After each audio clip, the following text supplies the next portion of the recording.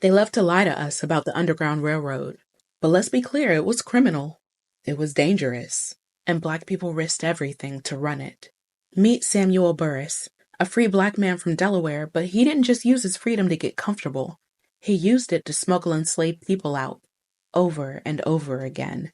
He wasn't just a conductor. He was a repeat offender, professional lawbreaker for freedom. He'd cross into slave states knowing that they'd hang him if they could. He guided people by foot, by wagon, by any means that he could find. And he was good at it too. So good that the authorities made it their mission to catch him. Because he wasn't just a threat to one owner, he was a threat to the entire system. Proof that you couldn't keep people in chains forever. Eventually they got him. Delaware, which was a slave state at the time, arrested him for enticing slaves to escape. They threw the book at him, and his sentence? Public auction into slavery. Imagine that.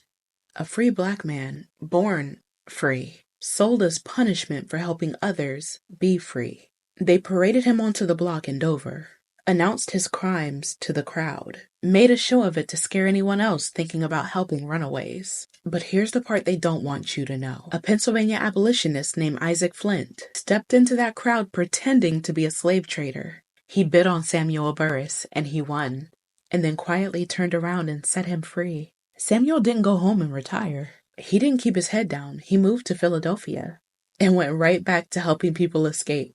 Because for him, freedom wasn't safe. It wasn't polite. It was a fight that was worth risking everything. Samuel Burris wasn't just a helper on the Underground Railroad. He was a career criminal in the eyes of the law. A freedom smuggler, if you will.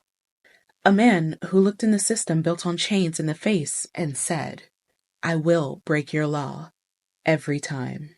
That's the part of history they don't like to tell. Samuel Burris wasn't respectable. He was radical. He was willing to be sold himself if it meant someone else got to be free. That's not just abolition, that's revolution. And that's exactly why we have to remember him. Say his name, Samuel Burris.